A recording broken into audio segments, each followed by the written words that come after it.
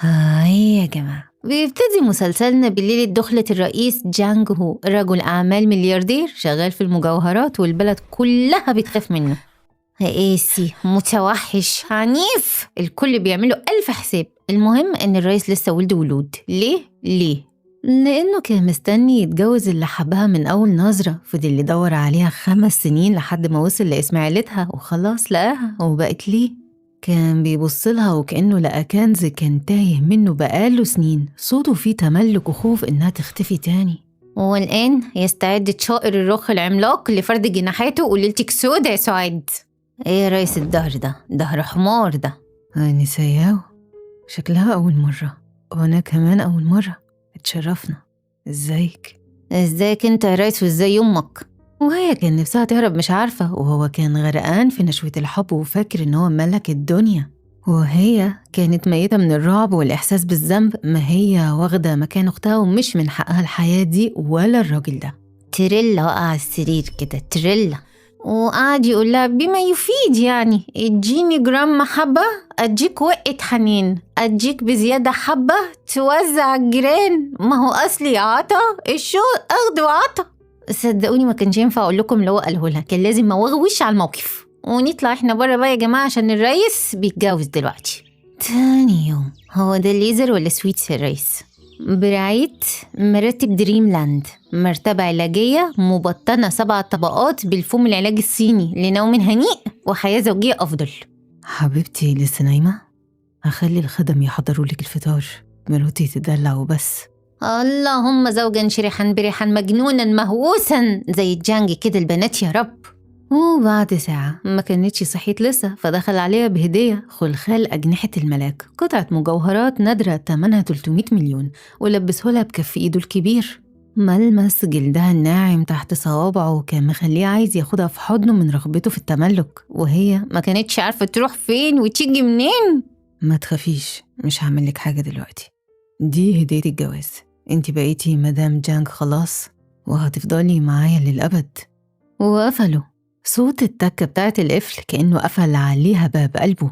الخلخال ده مفتاحه معايا أنا بس، لأنك هتبقي بتاعتي أنا بس. وهو ما كانش بيديها هدية، هو بيحط ختم الملكية. رايح فين بس يا ريس؟ خد تعالى هنا احنا لحقنا.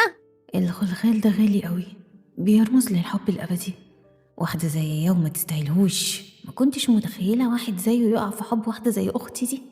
بيحبك انت يا بيبي بس اتضحك عليه. واختها ياو بعتت لها تنزل لها، كل ده نوم، خلاص المفروض مهمتها خلصت، فعرفتها ان عريسها المستبد كان لازق فيها طول الليل واخيرا سابها. بتضايقها، بتحرق دمها عشان اللي عملته فيها هي وامها. ودلوقتي هنعرف القصة بالترتيب. ليه بنت خرساء اتحرمت من صوتها في حادثة، وكانت بتسافر فرنسا على فترات تتعالج، ورجعت من 3 أيام لما بعتولها إن أبوها اتسجن في جريمة قتل، وما لقيتش قدامها غير إنها ترضخ لتهديدات أمها اللي خانت أبوها من سنين واتجوزت واحد غني وأختها ياو عشان تطلعوا براءة. ياو تبقى توأمها، طول عمرها بنت مستهترة متكبرة عكس شخصيتها البريئة الطيبة الهادية، وأمها ما بتحبهاش، شايفاها كرت محروق، عمرها ما تتجوز راجل غني وترفع راسهم عشان إعاقتها، فدايما مفضلة ياو عليها وبتخبيها هي. وأجبروها تلعب دور العروسة في ليلة الدخلة عشان تداري على فضيحة أختها اللي مش عذراء وتنقذ سمعة العيلة قدام الناس وعريس الغفلة.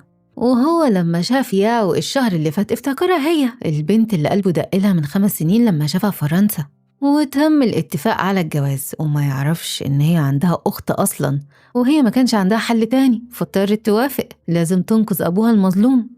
هو العيلة الوحيدة اللي بقى لها، ونزلت لها عشان يبدله وياو تطلع له هي، فقعدت تغيظها قد ايه هو حد لطيف وجميل وبجد خسارة فيها. فياو ولعت أول ما شافت أسرار ليلة الدخلة معاه، والحقد مسك فيها أكتر لما لمحت خلخال أجنحة الملاك في رجلها، وعرفت إن هو لبسولها بنفسه كرمز امتلاك وحب أبدي وما بيتفكش غير بمفتاح معاه هو وبس.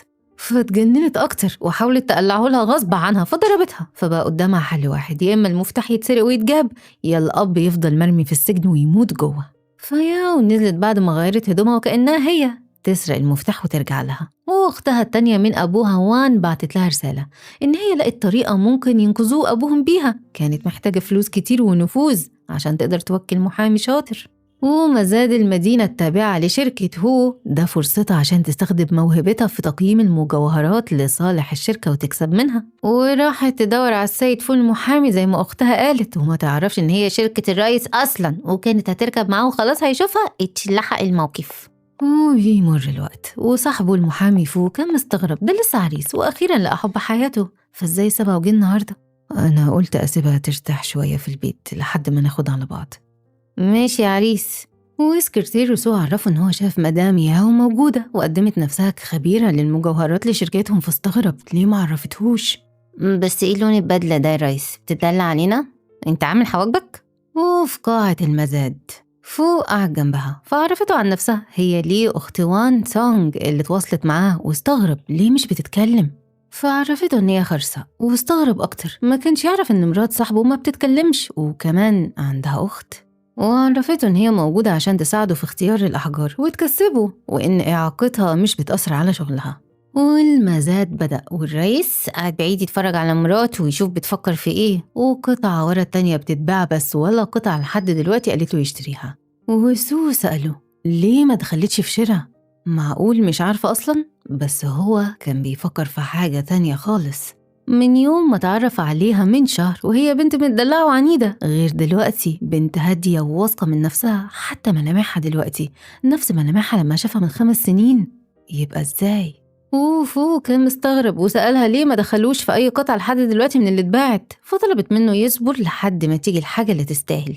وأول ما تعرض الحجر النادر طلبت منه يدخل في المزاد، والناس كانت مستغربة، الحجر ده تعرض للبيع كذا مرة ومحدش اشتراه، فمين هيقبل يشتري حاجة زي دي ملهاش قيمة؟ وسو فكر ريسه إن ده الحجر اللي هو رماه في المزاد لأنه ملوش أي قيمة، وهي عرفت فوق إن ده أغلى قطعة اتعرضت لحد دلوقتي، ولو واثق فيها ياخدها ولو مش واثق خلاص يسيبها، وقامت. والسيد لو تشين رئيس جمعية تقييم المجوهرات اعترض طريقها، ما هي إما واحدة نصابة وجاية تعمل شو، يا إما فاهمة كويس قوي، ما هو أصل إزاي هتاخد بالها من حجر زي ده؟ فحاولت تفهمه بلغة الإشارة، بس المساعد افتكرها بتشوح له بإيديها وبتقل من احترامها ليه، ولسه هيمد إيده عليها الريس اتدخل، محدش يقدر يقرب من مراته أبدا. فاتخضت، ده لو عرف إن هي وياه شخصيتين هيروحوا في داهية، ولسه هتهرب مسك إيديها. ما تخافيش أنا موجود. ما هو عشان انت بالذات موجود لازم أخاف. فالسيد لو تشين اعتذر، ما يعرفش ان هي تخصه، وفهمه هو بس كان عايز يختبرها لان الحجر اللي اختارته ده حجر نادر، واخر نوع اتباع من ده كان بمليارات. وبس يشوفوا الدماغ اللي فاهمة دي راحت فين، اختفت. وبعتت لياو تيجي بسرعة على المزاد وحكت لها اللي حصل، وهي نازلة مستعجلة خبطت في جدته وعملتها وحش وبتكبر، ما كانتش تعرف ان هي دي الجدة فعملتها طبيعتها المتكبرة. والجدة اتصدمت، ازاي دي مرات حفيدها، ازاي تبقى كنة لعيلة هو، لازم يطلقها. في نفس الوقت ده السيد لو تشين أكد على جودة ولون الحجر، وسو عرف الرئيس ان هم مش لاقيين المدام، وهو كان مستغرب هي هربت ليه. وفو افتكر لما عرفته على نفسها كأخت وان، ويمكن تكون مش هي ياهو أصلا، ولسه هيعرفوا ان هي قالت له ان هي خرصة. جدته كلمته وقالت له اللي حصل ولازم يطلقها، دي واحدة متكبرة وقليلة الأدب، دورلي على الهنم تجيبوها لي دلوقتي. وهي ما كانتش عارفة تروح فين وتيجي منين، ياهو اتأخرت عليها، والرئيس راح بنفسه يشوف مراته استخبت فين وليه، وسو أكد له إن هو راجع الكاميرات وما خرجتش من المبنى. وفو شاكك إن هي ممكن ما تكونش مراته أصلا، واحدة نصابة، وافتكر أول مرة شافها فيها وخطفت قلبه وروحه. لا أنا بقالي 5 سنين بدور عليها، مستحيل ما تكونش هي. ولسه كان هيدخل يشوفها في الأوضة اللي قدامه، ياهو وصلت. جوزي!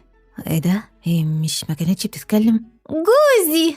هو انتي مش قلتيلي من شوية انك ما بتتكلميش؟ ايه اللي خلاكي تمشي وتسيبينا فجأة؟ اصل انا برضو مرات السيد جانج، فازاي الناس تعرف اني بشتغل؟ ده هيأثر على سمعته، وانا كنت خايفة جوزي حبيبي يزعل مني. جوزي اكيد هتسامحني صح؟ هو انا ليه حاسس بإحساس مختلف ناحيتها؟ هي ما كانتش كده امبارح. وافتكر لما جدته قالت له في التليفون ان هي لسه خارجة حالا، امال مين اللي كانت موجودة؟ هو انتي اللي قيمتي الحجر الاسود من شوية صح؟ طبعا، مش كلكم شفتوني؟ بس انا ما كنتش عارف انك بتفهمي في الحاجات دي، اتعلمتيها امتى؟ بعد ما اتخطبنا قلت اساعد جوزي حبيبي في الشغل، ولازم يكون عندي خبرة في مجاله. بس انتي ما اتخطبتيش الا شهر واحد بس، يعني معقولة لحقتي في الوقت القصير ده تتعلمي؟ اصل انا موهوبة وبتعلم بسرعة قوي وقدراتي جامدة مش زي اي حد. جوزي مراتك شاطرة قوي، مش هتديني مكافأة؟ عايزة إيه؟ عايزة بوسة. وهي كانت عارفة إن ليه شايفاهم، فلازم تعرف إنه بيحبها هي وبس. ما ينفعش، إحنا مش في البيت. بس احنا متجوزين، يعني عادي في أي مكان، وسود دخل ينقذ رئيسه هتفضحه. ومش فاهم، دي كأنها واحدة تانية خالص.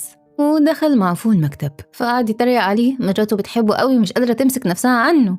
بس أنا متأكد إن هما 2، مراتك غير الست اللي كانت قاعدة جنبي، مستحيل يكونوا نفس الشخص، وكمان شخصيتهم مختلفة. وهو كان شاكك في حاجة غلط، حاجة مختلفة، مش نفس إحساسه ومشاعره معاها امبارح. هيتأكد، يمكن يكون عندها أخت توأم ولا حاجة وانت ما تعرفش. وكلمها فيديو كول. جوزي معقول وحشتك بالسرعة دي؟ هدية الجواز اللي جبتها لك عجبتك؟ طبعا. طب وريها لي. دلوقتي؟ ايه، مش هينفع؟ أصل أنا في العربية، فأول ما أروح هوريها لك. وريهاني دلوقتي. ماشي. واستغلت وجود ليه معاها وجابت الكاميرا على رجليها. خلاص اطمنت على هديتك؟ أنا آسف، بس هو الجرح ده حصل لك من إيه؟ فافتكرت لما حاولت تشده منها بالعافية وعورتها. الشكل عندي حساسية من خامة الأحجار دي، ممكن تساعدني بقى أفكه؟ مدام جانج. يمين واندي. فكتبت لها في النوتة. واندي أختي بس من أم تانية، وطلبت مني أجي أساعدكم، في مشكلة؟ لا خلاص، المفتاح هتلاقيه في مكتبي جوه خزنة في الدرج في الشمال، والباسورد تاريخ جوازنا. خلاص صدقت، ياو والخرساء هما نفس الشخص اللي هي مراتي. بس أنا برضو حاسس في حاجة مش مظبوطة. ده أنا حتى ابتديت أعجب بالخرساء وكنت بفكر ارتبط بيها. انت بتحلم. وياو عرفتها، مجرد ما تلاقي المفتاح وتفك الأنسيال مش عايزة تشوف وشها تاني ولا تقرب منه. وليه لو عليها عايزة تمشي، كده كده ملهاش وجود معاه ومش من حقها. وياو كانت مستغربة، دي ليلة واحدة عملت له ايه عشان يبقى مهتم بيها قوي كده، على عكسها كان رافضها. وطلبت منها تبدل بدل ما تضيع وقتها في غيرتها وحقدها، تلحق تروح البيت وتجيب المفتاح عشان يخلصوا من حوار الخلخال ده. وبيمر الوقت وجابت لها المفتاح وفكت لها الخلخال واديته لها، يمكن ده اللي يفك نحسها معاه. وخرجت وعدوا هما الاتنين بالعربية قدام بعض، بس ما شافوش بعض. وبعديها ياو كانت هتموت من الغيرة، عايزة تقضي معاه زي ليه، هي مش أحسن منها في حاجة يعني، فهي لازم تسيطر عليه وتخليه متعلق بيها وتحمل منه بسرعة. فشافت إن الحل في الهدوم، وجاب جدته يفهم اللي حصل.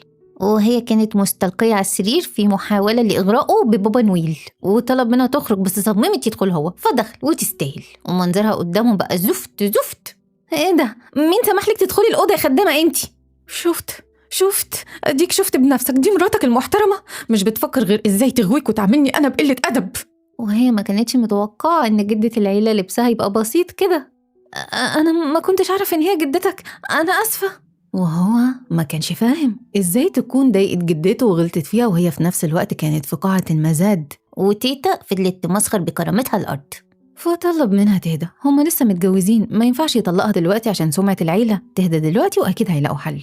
وهي كان كل همها تقضي ليلة معاه زي أختها. جوزي هستناك النهاردة، دي تاني ليلة في جوازنا، احنا لسه في شهر العسل، أكيد مش هتسيبني كده صح؟ وتيتا كانت هتتجلط منها. وخرج يجيب لتيتا الدكتور بعد ما رفعت لها الضغط. وبيمر الوقت وكان واقف بيفكر، تايه بين اللي دوقته طعم العيش امبارح وبين المسخ اللي واقفة قدامه دلوقتي. لأول مرة يرفضها من جواه أو حتى يبات معاها في نفس الأوضة، وساب القصر وراح يبات في البيت القديم. وسأل نفسه، معقول اللي كانت في حضنه امبارح والبراءة اللي كانت في عينيها ولمستها اللي كلها حب هي بتاعت الصبح؟ معقول اللي شافها من 5 سنين وخطفت قلبه بهدوءها هي اللي عملت في جدته كده؟ وسو دخل يقطع أفكاره وقال له إن الدكتور طمنه على جدته وإن هي كويسة، وعرفه إن هو برضو شاكك زي السيد فو. السيدة ياو شخصيتها متقلبة شوية، مرة هادية ومرة ذوق وشوية متكبرة وشوية مغرورة. أنا بس قلت أعرف حضرتك باللي أنا شايفه. وهو كده كان بيفكر في كل ده. وياو كلمت أمها تشتكي لها حظها السيء معاه، فطمنتها وطلبت منها ترجع البيت بكرة عشان توحشه ويعزموه على الغداء، وواحدة واحدة هتعرف توقعه في حبها. وبالنسبة للي طول ما أبوها في السجن هي تحت إيديهم وهي هتاخد لها حقها منها. دي بنتك يا ستي يا حرباية، انتي بنتك. تاني يوم راح لهم البيت، مش هيرتاح ولا يهداله بال إلا لما يتأكد هو بيتعامل مع واحدة ولا 2، ولو فعلا ليها أخت. هو كل اللي يهمه البنت اللي حبها من أول نظرة هي مين وفين. إزازة خمرة معتقة. في نفس الوقت ده أمها جابتها البيت عشان تأدبها بحجة هتديها دليل براءة أبوها، وحبسوها في أوضة ومعاها مخدر. ونزلوا يستقبلوه، وجوز أمها الطماع فرحان، ده مناسب أكبر عيلة في المدينة. أنا مستني أسمع منك كلمة حماية. مش دلوقتي. ليه، هي بنتي أثرت معاك في حاجة؟ أنا عرفت غلطي خلاص بقى، سامحني، مش هعمل كده تاني. وكان جايب لها أحجار يختبرها يتأكد إذا كانت هي فعلا اللي كانت موجودة في المزاد امبارح ولا لأ. يا وامبارح أبهرت الكل في المزاد وأثبتت قدرتها على معرفة الأحجار الكريمة، ودي شوية أحجار محدش عارف يحكم عليها، فأنا عايزها توريني شطارتها بقى زي امبارح. حبيبي بس احنا عازمينك النهاردة على الغدا، مش هنقلب القعدة تقييم أحجار يعني، وأنا مش في دماغي أعمل زي دي كده دلوقتي. إيه، مش جاهزة؟ ولا أنتي أصلا مش بتعرفي؟ فلقيت نفسها تتفضح، فمثلت تعبانة، وما عرفته إن هي طول الليل يا عيني كانت سهرانة ندمان على اللي عملته مع جدته، فما نامتش كويس ومحتاجة ترتاح دلوقتي. مفيش مشكلة، أنا هفضل مستني. وهي ما كانتش عارفة هتعمل ايه كده، هتتفضح وهتتكشف حقيقتها، فخدتها على الأوضة وقالت لها إن هي جابت ليه، وطلبت من الخادم يخدرها ويجيب رجالة تاخدها تأدبها، بس اتفاجئوا إن الخادم هو اللي اتخدر. بنتنا قوية ومحدش يقدر عليها، وضربتهم. ما هو مستحيل تكون دي أمها وأختها يعني، فأمها هددتها بأبوها لو عايزة تنقذه، فعرفتها إن قد طفح الكيل وخلاص هتقول لجنج على كل حاجة وما بقتش فارقة معاها، لأنهم كدابين وهيدوروا يخلصوا منها في أقرب فرصة، وكده كده خربانة خربانة. فأمها قالت لها إن هي معاها دليل براءة أبوها، فدي نقطة ضعفها، ووقفت. وبعتت لها نص الدليل والنص التاني بعد ما تنفذ لها خدمة، ونزلت مع أمها مكان ياو وخطفت قلبه تاني بهدوءها ورقتها، وخد باله من الجرح اللي في رجليها، ده ما كانش موجود من شوية، وخلاص اتأكد إن هما 2 مش 1. ها، يا ترى بقيتي أحسن؟ ونقدر نقيم الأحجار دلوقتي؟ فحست نظراته غريبة، معقول اكتشف؟ وحاولت تهدي نفسها، لو عرف حاجة أكيد ما كانش هيسكت، وبدأت تفحص الحجر، وخدت وقت، ما هي مش عارفة ترد عليه ازاي، مفيش صوت. ايه ساكتة ليه؟ سيد جانج، من شوية أصلك أنت كنت عصبي قوي، فممكن تكون اتوترت، وأبوها كان هيتكلم بس سكته بإيده. ايه، مش قادرة ولا مش عارفة تتكلمي؟ وهدد بعلو صوته لو ما اختارتش حجر دلوقتي مش هتعدي على خير، فخافت ولازم تخلع بسرعة ليقتلها، وكتبت له وعرفته الأصلي من المزور. أنا هاخدها ترتاح شوية فوق بقى، أكيد تعبت من التركيز وهي عندها برد فصوتها بيروح بسرعة. لا مش لازم، أنا هاخدها على البيت دلوقتي. وهي كانت عايزة تخلص وتمشي، مش ده الاتفاق، هي عايزة تاخد دليل براءة أبوها وتختفي. طب استنى شوية، حضرتك لسه ما اكلتش معانا وهي تعبانة ولازم ترتاح. في بيتي هترتاح أكتر. بس استنى شوية بس، أصل ما ينفعش. أنا واخد مراتي ورايح بيتي، هو إيه اللي ما ينفعش؟ ولا أنتي من أصله مش مراتي؟ فجوز أمها طلب من أمها تسيبهم، ده جوزها والزيارات جاية كتير، وشدها وراه مصمم يرجع بالنسخة الأصلية اللي قلبه اختارها قبل ما يبدلوها تاني. قلبي عندك فنينة والله، لا مفر لا مفر. وبيمر الوقت، وأول ما وصلت طلعت جري تنجد بروحها. حضرتك هتعمل إيه دلوقتي؟ خلاص اتأكدت إن هم إخوات ودي توأمها. طيب ما كده كده حضرتك اتجوزتي ياو، ليه يستخدموا واحدة تانية غيرها؟ ما هو ده اللي أنا عايزك تعرفولي. وهي بعتت لأمها تبعت لها باقي الدليل، فقالت لها لما تبدل مع ياو الأول، وطلبت منها تسرع، هي مش هينفع تفضل هنا كتير. الفنانة ضعفت مرة وخايفة تضعف تاني، والرئيس لو قفش الحوار هيبقى العقاب عقابين، لو تعرفي إن هو عرف أصلا. وسمعت صوت واستخبت تحت الغطا، توقعت يضربها يصرخ فيها يطردها، بس اللي عمله كان غير متوقع. مش احنا لسه عرسان؟ هتنامي كده وتسيبيني؟ ورفع رجلها المصابة بحنية غريبة، وبدأ يدهن لها مرهم مهدئ على مكان جرح الخلخال. لمساته كانت دافية حنينة، عكس الوش الجامد اللي مصدره للعالم بره. ازاي نايمة وأعصاب رجلك مشدودة قوي كده؟ أنا مش عارف انتوا بتلعبوا ايه، ولا عارف انتي مين فيهم بالظبط، بس اللي أعرفه إنك انتي اللي تخصيني، وأنا ما بفرطش في حاجة تخصني. وخلص دهان رجلها وقام وقف وباس الغطا. نامي وبكرة نتحاسب. وبيفكرها إن هي لسه سجينة في قفص ذهبي مع وحش بيعشقها، فصعبت عليها نفسها، واحد غريب زيه اهتم بيها قصاد أختها وأمها اللي مش فارق معاهم أذيتها. شافت الحب اللي جواه رغم قسوته وبروده، وضميرها وقلبها وجعها، اتورطت بقلبها خلاص. بتخدعيني؟ ماشي، أنا هقبلك بتناقضاتك دي، بس اعرفي مش هتقدري تهربي مني تاني. وقرر إنه مش بس هيكشف سرها، ده هيخليها تعترف بكل حاجة وهي دايبة في عشقه. وبالليل عرفت تخرج وياه، وكانت مستنياها، وسألتها هتفضل تكذب عليه كده لحد إمتى؟ الراجل كويس وما يستاهلش كده. وفهمتها لو فكرت تيجي تترجاها تاني مش هتلاقيها. وهو كان شايف كل ده صوت وصورة، صوت ياو عالي، ففهم الحوار كله والحقيقة بقت واضحة قدامه. بس السؤال هنا، ليه ما قالوش إن ياو عندها توأم من البداية؟ ليه خبوها؟ وليه بدلوهم سوا ليلة الدخلة؟ وبيمر الوقت وياو دخلت عليه وقربت منه وقعدت تغريه، وخلاص بقى واضح الاختلاف بينهم، دول عكس بعض تماما، وهي حتى منها بالها ما بذلتش مجهود عشان تبقى شبهها شوية. وهو كان سرحان في أفكاره بيجمع الخيوط كده. التانية هي اللي ما بتتكلمش، يعني اللي كانت معاه في الفرح ياو، بس ليلة الدخلة كانت حبيبته. وسرح وافتكرها، افتكر خجلها، كسوفها، الأدب اللي في عينيها رغم رغبتها فيه. ولما ياو قربت منه قرف وزقها، ما قدرش يستحمل قربها ولا لمستها. هو أنا عملت حاجة غلط؟ ريحتك وحشة، ريحة البرفان اللي عليكي ده مش بحبها، بتخليني عايزة أرجع، اطلعي بره. بس بره. وكلم سكرتيره، معرض المجوهرات كمان يومين، هاخد ياو معايا كخبيرة مجوهرات. مش أنت كنت ناوي تفضحهم؟ لو فضحتهم دلوقتي ده هيبقى عقاب بسيط، بس دول ضحكوا عليا وحقي هاخده واحدة واحدة، وما أشوف هيقدروا يستحملوا ولا لأ. هو بيعمل كل ده عشان ياو تضطر ترجع له أختها حتى لو يوم، يقرب منها، يربكها، يعاقبها على ضحكها عليه، ويفهم ليه مش هي اللي معاه، ويتأكد هي فعلا حبته وكل المشاعر واللي حصل بينهم ده حقيقي ولا تمثيل. في نفس الوقت ده كانت روحت بيتها الصغير، واختها وان جات لها وسالتها عليه وان هو ابن عيلة هو وليه نفوذ وممكن يساعد في انقاذ ابوهم لو اعترفت له بالحقيقه. فافتكرت حنيته وقربه منها، بس لازم تبعد وما تتاثرش، كده هتتعلق بيه وهو عمره ما هيرضى بواحده ما بتتكلمش.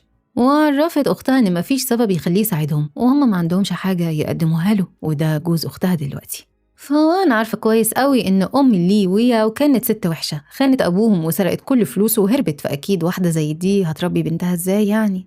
وشافت جانج كتير عليها، ففهمتها إن ده اختياره هو، وهو راجل ناضج ويتحمل اختياره. ووان كانت شايفة أختها تستاهل واحد زيه، هي بنت شاطرة وذكية وكويسة وكمان جميلة. وقالت لها إنه لو عرف أكيد هيعجب بيها هي عن أختها، بس فهمتها إن دي مش مبادئهم وما ينفعش يفكروا كده. فوان قالت لها إن هي خايفة أبوها يتحكم عليه ظلم، فعرفتها ما تقلقش، هي عمرها ما هتسيبه أبدا وأكيد هيكون في حل. وجت تسرح شعرها، لاحظت علامات الرئيس على جسمها بس سكتت وما اتكلمتش. اتمنته ليها، هي شايفة أختها قد إيه كويسة وتستاهل راجل يحميها ويقدرها. وليه كانت بتلوم نفسها، اتكلمت مع أختها عن المبادئ وعملت عكسها، شاركت أمها وأختها في تمثيلية قذرة وضحكت على راجل وهو ما عملهاش حاجة. وبيمر الوقت وكان قاعد في سريره وبيتعلم لغة الإشارة، كان نفسه حبيبته هي اللي تكون معاه، واللي ما عندهاش دم ولا كرامة بالجنيه جت تلزق فيه. جوزي أنا خلاص استحميت وريحة البرفان راحت. فقام يهرب منها. برضو ريحتك وحشة، أنا هنام في أوضة تانية. بس أنا عايزاك معايا النهاردة. الرقبة رقبة حمار يا ريس، والله رقبة حمار. بعد يومين في معرض مجوهرات هيتعمل في المدينة، حضري نفسك كويس، مش عايز ساعتها تيجي تقوليلي إنك مش جاهزة ولا تعبانة، مش هقبل بأي أعذار، دي فرصة تبهري الكل قدامي. بس إيه، هتقوليلي تعبانة برضو؟ لا بس أنا عندي سر مخبيه عنك طول الوقت وعايز أقولك عليه. في الحقيقة أنا عندي مرض انفصام شخصية، بس مش خطير قوي يعني لما بتحول صوتي بيروح لكن ما بتغيرش. بجد؟ وأنا اللي كنت بقول مالها. كويس إنك فهمتيني، بيحضري نفسك كويس بقى.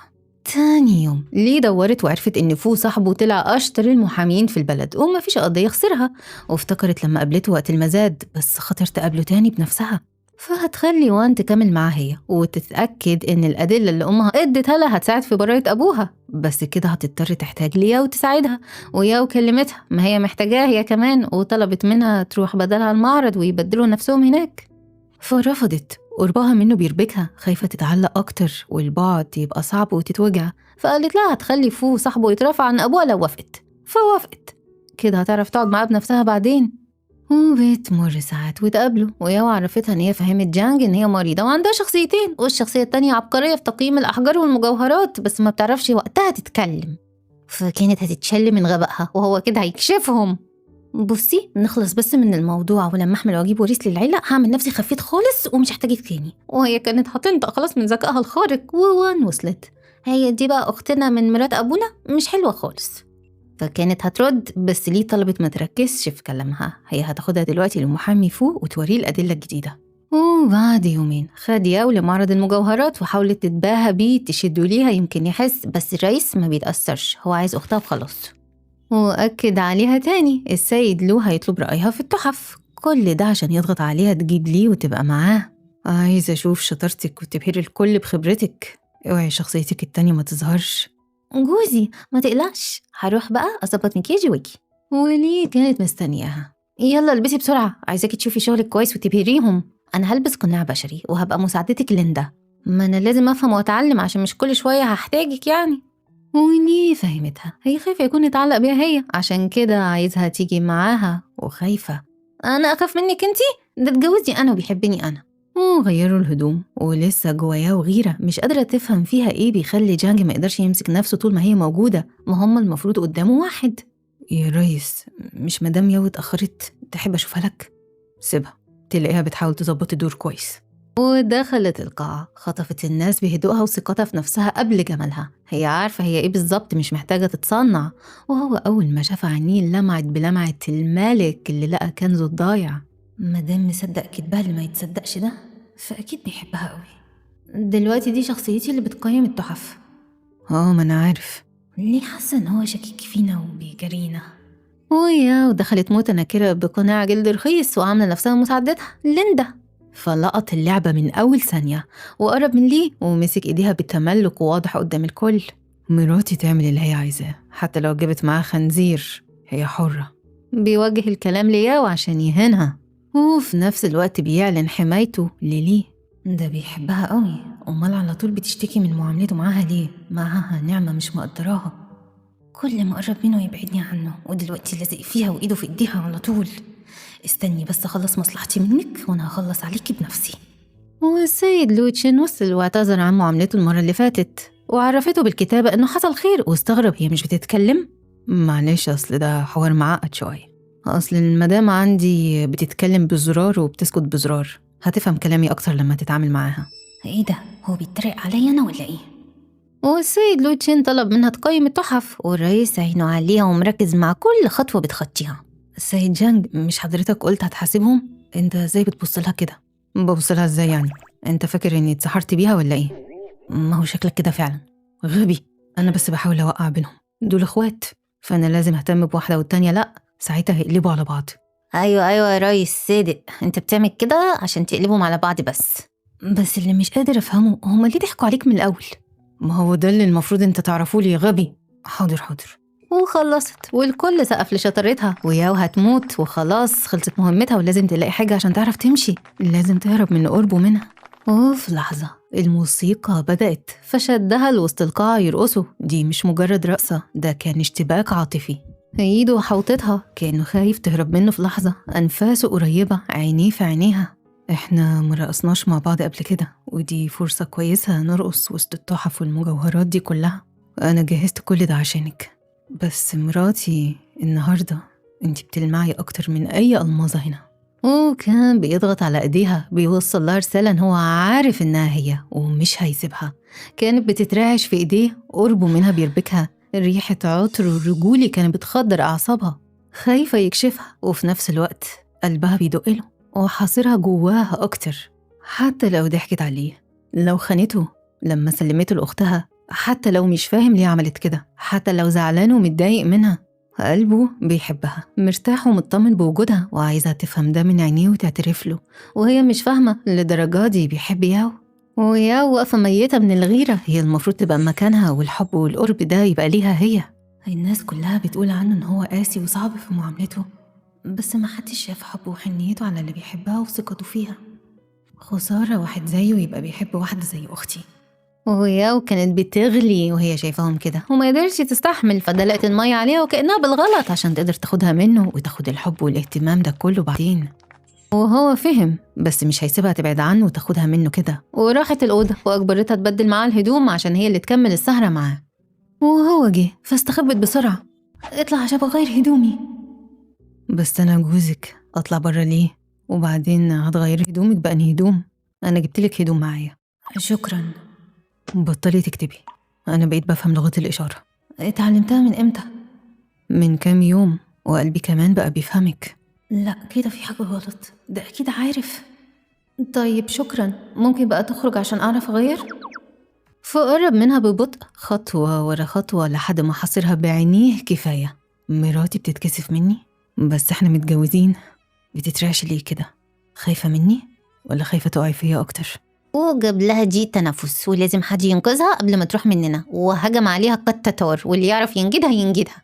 حبه تحول لهوس، هوس لامتلاكها، لامتلاك قلبها، لرغبته في وجودها.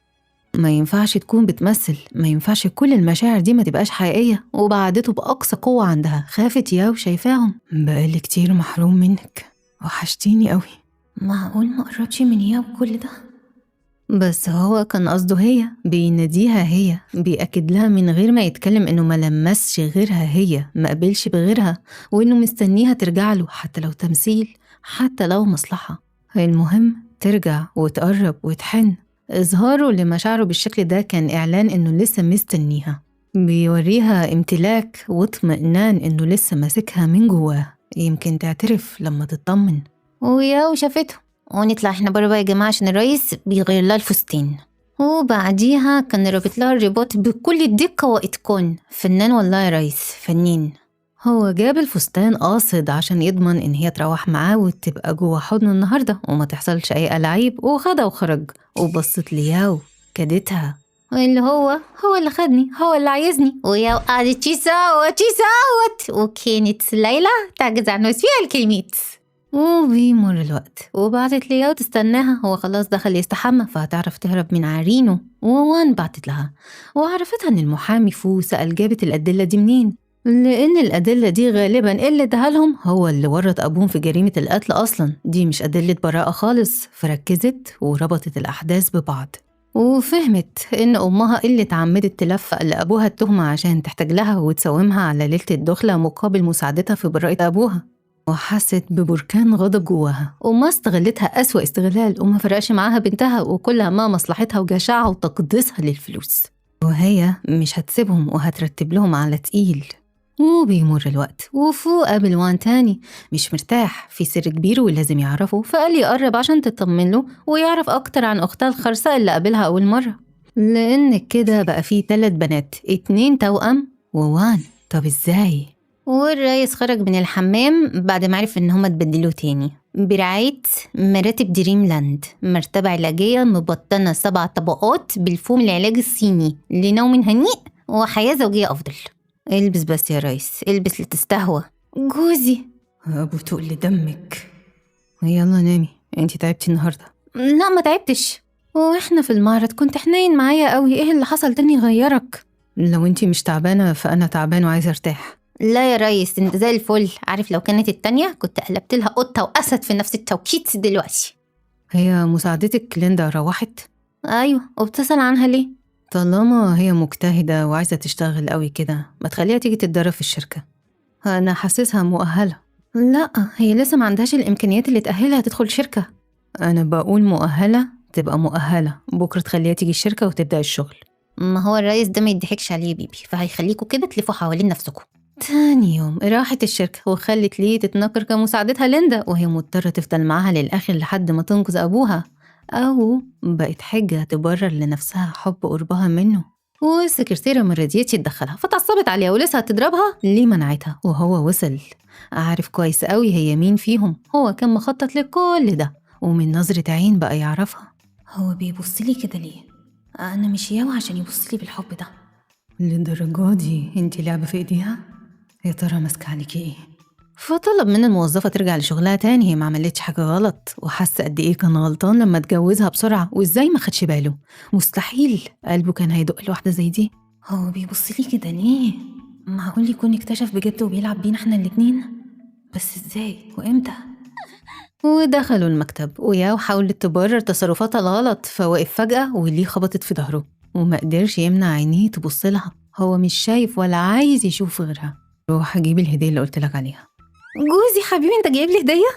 أنسة ليندا، امبارح كنتي بتتكلمي كويس، ساكتة ليه دلوقتي؟ عندي التهاب حاد في زوري والدكتور قال لي ما تعبش نفسي بالكلام. سلامتك، ألف سلامة طبعا. بس فين الروشتة نجيب لك الدواء؟ ويا وحاولت تبعد أسئلته عنها عشان ما يتكشفوش، وبدأت تدلع عليه فهزقها. وليه كانت مقروفة منها، متخيلة وشها ده وهي بتدلع بالشكل ده. يا ترى جايب لي هدية ايه؟ دي مش ليكي، دي للآنسة ليندا، شوفيها كده. طب هو بيجيب لي هدية أنا ليه؟ شكرا لذوقك بس مش محتاجاها. آنسة ليندا، انتي رفضتيها حتى من قبل ما تشوفيها. مهما كانت الهدية أنا جاية هنا أشتغل مش أخد هدايا من حد. ويا زعقت لها إزاي ترفض حاجة منه ولو مش عاجبها تمشي. خلاص همشي. هو أنا سمحتلك تمشي؟ أنا بحب الموظفين اللي عندهم كرامة وعزة نفس. خد الآنسة ليندا وخلص إجراءات التعيين. طب والهدية؟ ارميها، كده كده أنا ما باخدش حاجة بجيبها تاني. هو تصرفاته غريبة ليه؟ أكيد عرفوا بيستعبط علينا. ويا استغلت إن هي معاه لوحديهم ولسه عايزة تبوسه مشي، وهي تتحرش بيه. أنا هتتحرش بيه. بصي يا فنانة، هو يستاهل التحرش وكل حاجة ومعمول عشانه أصلا، بس مش كده مش كده. وطبعا رمالها ان هو عارف هي بتعمل ايه، بس عشان غبية ما فهمتش قصده وطردها كالعادة، مفيش بربع جنيه كرامة. وكلمت عمها تشي وطلبت منه يخلص على ليه زي ما امها طلبت منه يدبر تهمة القتل لاخوه في مقابل الفلوس. وليه جت وسألتها بتكلم مين عشان سمعت اسمها، فاتخضت وقفلت التليفون وعرفتها ان دي حاجة متخصهاش، ففهمتها ان جانج شك فيهم ويمكن يكون عارف الحقيقة وبيلعبهم اصلا. فافتكرت كل مرة كانت بتقرب منه فيها وكل مرة كان بيرفضها، وشكت يكون عرف فعلا وعشان كده بعد نفسه عنها بيمهد لكشفها. وليه عرفتها انها عارفة ان عمره ما قرب منها وهي متأكدة ان هو اكتشف، فكانت شايفة ان مشكلتها في علاقتها معاه هي ليه، وبمجرد ما تخلص عليها هتعرف تخليه يتعلق بيها ويحبها ويعملها كويس. فقالت لها انها خلاص مش محتاجة مساعدتها وانها كمان هتديها هدية. فاستغربت، هدية؟ ما هو اصل عمر ما الهدية هتحدي في كتاكيت. فعرفت ان هي عارفة مين اللي ورط ابوها. في نفس الوقت خلاص عرف الحقيقة، وسبب وجود ليه في حياته هو إن ياو قبل الجواز كان ليه علاقات كتير، فاستخدمت أختها العذراء عشان تعدي أول ليلة ليها معاه. فانفجر فيه، استهانوا بيه كأنهم شايفينه أعمى وغبي، وصعبت عليه إن هم كانوا بيستخدموها بالشكل ده، وأكيد هددوها بحاجة وهيوديهم في داهية. ولما عرف إن هي مشيت واختفت من الشركة فقد السيطرة. دي الوحيدة اللي قلبه متعلق بيها وطلب ترجع حالا تتجاب قدامه قبل ما يعملوا فيها حاجة. وهي كانت خرجت من الشركة خلاص وبعتت لوان أختها التانية بكل اللي هي اكتشفته. عمها هو اللي ورط أبوها وأمها وياو العقل المدبر، وطلبت منها تسلم كل حاجة لفو لأنها قررت تواجه عمها بنفسها وتفهم ليه خان أخوه بالشكل ده. ووقفت تاكسي خلاص هتمشي، لكن قلبها شدها لورا. افتكرت معاملته، طيبته اللي كانت بتطلع رغم قسوته، وإزاي كان صادق في مشاعره معاها. حست إنها ما ينفعش تمشي قبل ما تعترف له بكل حاجة، مش عشان يسامحها لكن عشان ما يتأذيش تاني بسببهم. ورجعت من غير ما تعرف إن في نفس اللحظة دي ياو كانت بتحضر جريمة كاملة، مخدر في مشروبه بمساعدة موظفة، وخطة قذرة إن هي تفرض نفسها عليه وتحمل منه غصب وتثبت وجودها بأي تمن. ودخلت عليه بعد كل ده وهو أول ما شافها جزء منه كان غضبان وجزء تاني كان موجوع. مش كنتي مشيتي؟ إيه اللي رجعك تاني؟ السيد جانج، في حاجة عايزة أقولها لك. تعالي قربي. واقفة بعيد ليه؟ خايفة أكلك ولا خايفة من اللي هتقوليه؟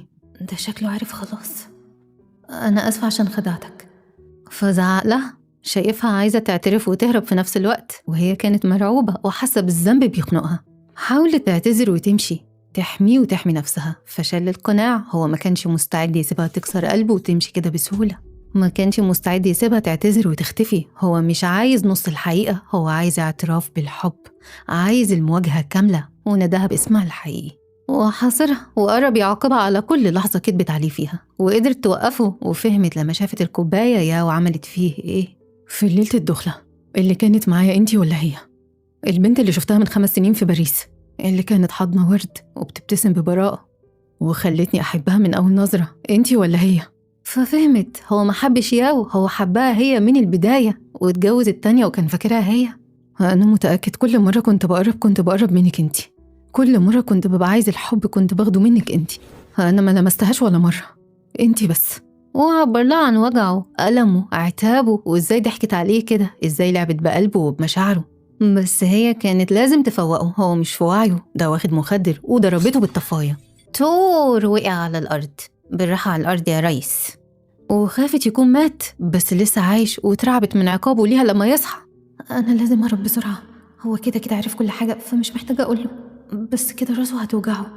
بس قبل ما تهرب خدت مخدة وحطيتها تحت راسه حنينة عشان ما يتعبش أكتر، وبصيت له للحظة وكانت بتتمنى لما يعترف بحبه ليها كده يكونوا في زمن تاني في مكان تاني، يكون بعد الاعتراف ده حضن وحياة مع بعض.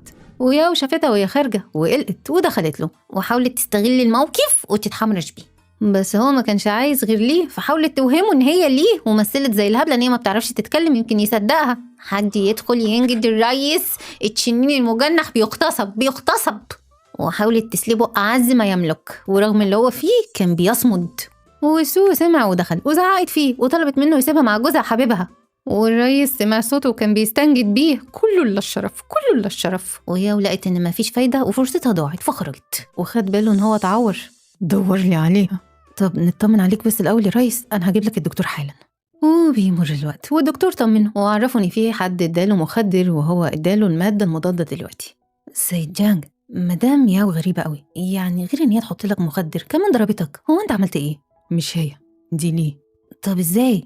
دي كانت مشيت ولا مفعول المخدر لما اشتغل كانت معاك وعشان كده ضربتك؟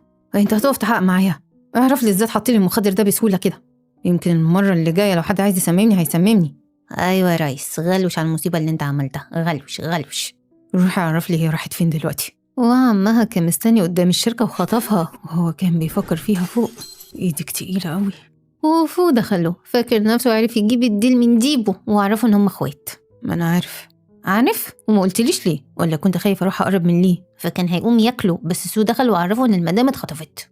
وبيمر الوقت وعمها خدها للمخزن في بلادهم وقال لها ان ياو دفعت فلوس كتير عشان يخلصها منها، بس هو راجل رحيم ومش هيموتها لكن هيستغلها ويبيعها للي يدفع. والكاميرات جابت ان عمها خدها لقرية فتحول لوحش كيس رايح يجيب قلبه اللي اتسرق منه. عاش ريس. وفي المخزن عريس الغفلة كان بيعين البضاعة وعمها الواطي بيتفق على السعر، بس مرات أبوها عرفت لأن ده مخزن بضاعة شغلهم وجت تدافع عنها. هي عمرها ما اعتبرتها بنت جوزها، بتعاملها دايما كبنتها زي وان، بتخاف عليها غير أمها الحقيقية. ساعات الغريب أحن من القريب. وبيمر الوقت والعريس هددها تبوسه يا اما يقتلها مرات ابوها، فقرب وهوب الريس دخل كالإعصار. بالراحه يا ريس على الشاشه، بالراحه. ايه ده؟ هو جه ورايا ازاي؟ معقول جاي ينتقم مني؟ وهو اول ما شافها مربوطه كده اطلق الوحش اللي جواه، ما بيتكلمش بيضرب بس، عنيف قوي. وقال لهم ان الشرطه مستنياهم بره عشان ازاي يخوفوا مراته حبيبته بالشكل ده. معقول بعد كل ده ولسه عايزني؟ وبص لها بعينيه اللي سبقته تطمن عليها، كان نفسه ياخدها في حضنه بس خاف تخاف منه تاني. وبتمر ساعات وخدها لبيت أبوها وطمن إن الشرطة وصلت لهم أدلة بإن أبوها بريء وهيخرج، ومرات أبوها قدمت له مشروب وهي مرعوبة منه. إيه الراجل ده بيخد كده ليه؟ إزاي ليه ورطت نفسها مع واحد زيه؟ هو أنت حبيب ليه؟ أيوة.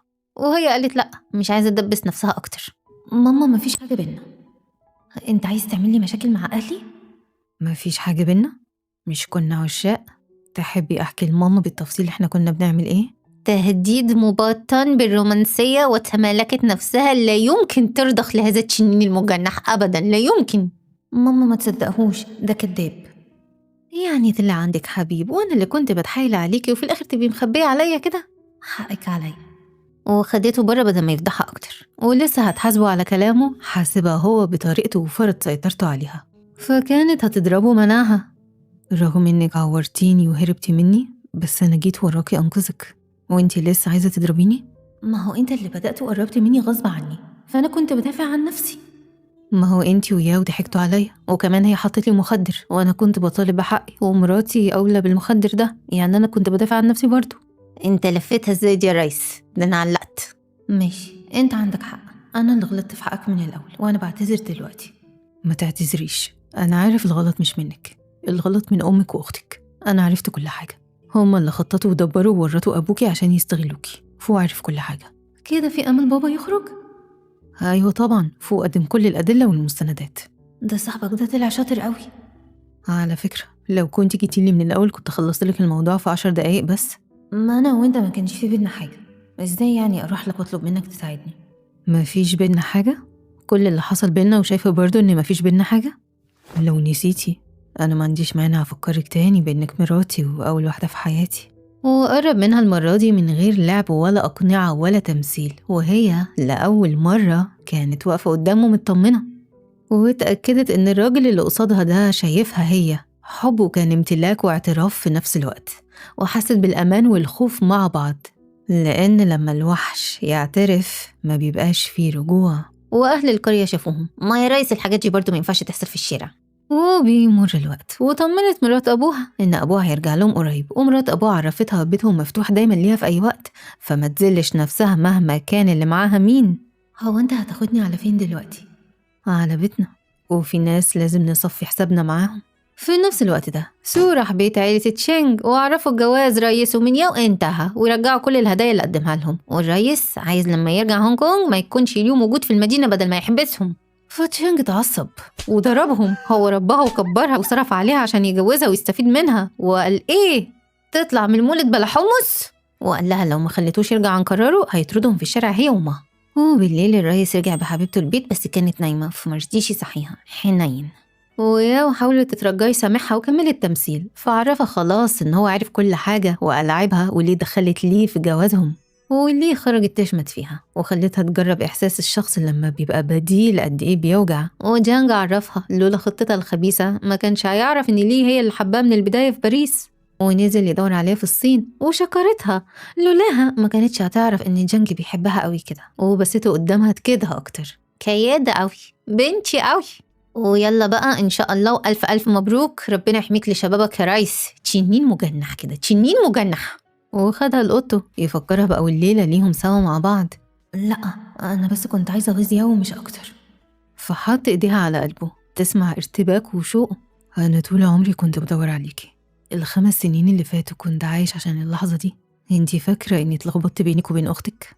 لأ، قلبي عرفك من أول لحظة، ريحتك، خوفك، لمعة عينيكي. انتي انتي البنت اللي خطفتني في باريس، وانتي البنت اللي هتفضل معايا لآخر عمري. وكأنه كان عايز يعوض كل ثانية بعد، كل لحظة وجع عاشها وهي بعيدة عنه. ونطلع احنا برا بقى يا جماعة عشان الرئيس هيفرد جناحاته دلوقتي، فيلا برا برا. تاني يوم صحيت ونفسها تعرف ازاي كل مرة بتضعف معاه كده، ازاي ما بتعرفش تقوله لأ. هو مش يمكن عشان هو جوزك يفننا ولا ايه مثلا؟ وأخته شي بنت بني دخلت عليها، بنت مدللة شايفة نفسها ومغرورة بشكل مستفز. جسمك عادي يعني، ازاي ده هو اختي أخويا في حبك كده؟ وهي أول مرة تعرف إن هو عنده أخت أصلا، وشكلها غيران عليه، يعني ده مش حب أخوي. وفي مكتبه سو عرفوا إن أمها اتقبض عليها بتهمة تلفيق جريمة قتل، وتشينج صفى شركته وهيسافر بكرة، بس ياو اختفت وهما لسه بيدوروا عليها. وعرفوا إن أخته شي وصلت وراحت بيته تقابل ليه، ولو حابب يتدخلوا. لأ سيبهم، مراتي مش سهلة وهتعرف تتعامل. وفي البيت كانت متغاظة من ليه، ما هي بتحبه من زمان ومخبية، وطول عمرها عايشة برا، وكانت مستنية اللحظة اللي ترجع فيها ويتقبل حبها، لأنهم مش اخوات ولا في بينهم دم. وغارت منها ليه حبها وبقى متيم بيها للدرجة دي، وطلق ياو عشان خاطرها وأنهى عيلتها كمان. وليه ولا شاغل بالها، استفزتها لحد ما كانت هتطق، ولما صوتها عالي رجالته دخلوا ونبهوا شي ان السيد جانج طلب منهم ياخدوا بالهم من المدام وما حدش يضايقها.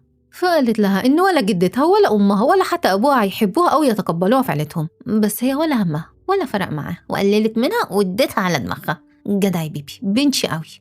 وبالليل خرجوا يتعشوا، حجز مطعم كامل ليها لوحدها، جو رومانسي، قاعد قدامها بياكلها بعينيه. أنا عايزة العالم كله يعرف إنك بتاعتي، مش عايزة أخبيكي، بالعكس أنا عايزة أتباهى بيكي. تقوم تحجز مطعم كامل لينا؟ ما دي أول خروجة لينا مع بعض، فلازم نبقى براحتنا وتكون مميزة. أيوة بس بكرة الإعلام هيتكلموا عننا وأنا سيرتي هتتجاب، لو كنت أعرف إن أنت مبذر كده ما كنتش وافقت. خلاص تعالي نروح ونجرب طعم العشاء على السرير هيبقى عامل إزاي. لا هنا كويس، هنا كويس. ولمتش الموقف بسرعة، وشي وصلت جاية تحاول تضايقها، بس هي اللي خدت على دماغها في الآخر، والرئيس ولا اداها وش ولا عبرها، وعرفها هيحاسبها على اللي عملته معاها في البيت بس لما يفوق لها. ما تقلقش، أنا مش زعلانة منها، أنا عمري ما بزعل من الأغبياء، أكيد مش هنزل عقلي لعقلها يعني. وهو كان مبسوط قوي، مراته عاقلة، وعرفها ان شي بنت متبناه واهله دايما كانوا مدلعينها، وفهمت سبب الغيره والنظره اللهفه اللي في عينيها ليه، فحاولت تفهمه ان قرار جوازه منها محدش في العيله موافق عليه، بس هو ولا همه، كده كده اتجوزها خلاص وخد اللي هو عايزه، دي حبيبته حب عمره. فقالت له إن عيد ميلاد الجدة هيبقى الأسبوع اللي جاي، فلو هي عندها الجراءة يجيبها معاه.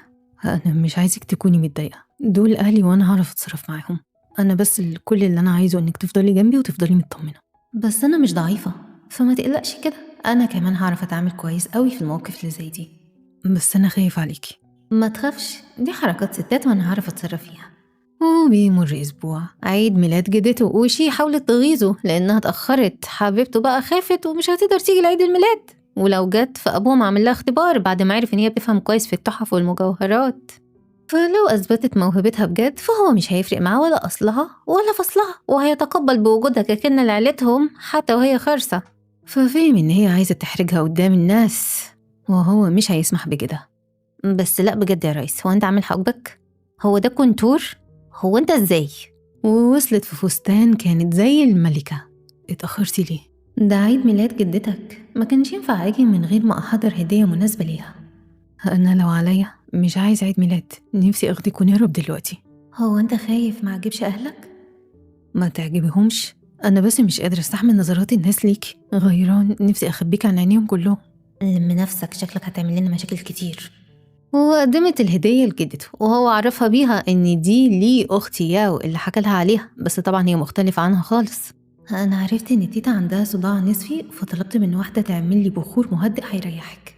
فأم وشي فضلوا يقللوا من الهدية، وأكيد منتج رخيص ومش أصلي، بس تيتا ست كبيرة وعاقلة ورفضت طريقتهم دي ضيفة في بيتهم ولازم يعاملوها بكل احترام وأدب. تيتا عايزاكي تطمني، البخور ده من مصدر معروف، ده من السيدة مارسي، ودي أكبر صانعة عطور في العالم، فإزاي هتبيعوا لواحدة بدون أصل وفصل زيها؟ وأبوه وصل وقطع كلامهم، وعرفها إن هو سمع كتير عن شطارتها وموهبتها في تقييم المجوهرات، وطلب منها توريهم شطارتها النهاردة بقى في التحف. بس جانجي كان خايف، هما عايزين يحرجوها ويقللوا منها، وعرفوا إن هي شاطرة في المجوهرات بس مش لدرجة التحف.